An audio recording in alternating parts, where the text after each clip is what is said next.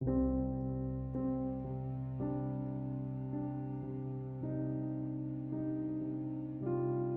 enable or disable Easy Mute in Samsung Galaxy S10. Open Settings. From a home screen, swipe up or down from the center of the display to access the apps screen.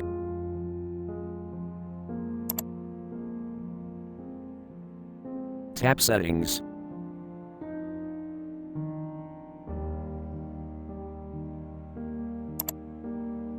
Scroll down.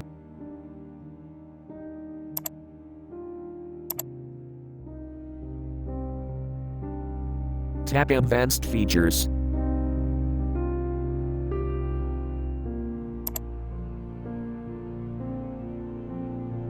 Tap Motions and Gestures.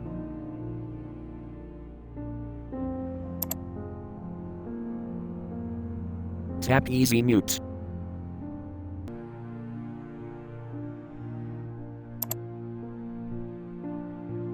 Tap Easy Mute switch until blue to enable, or tap until gray to disable.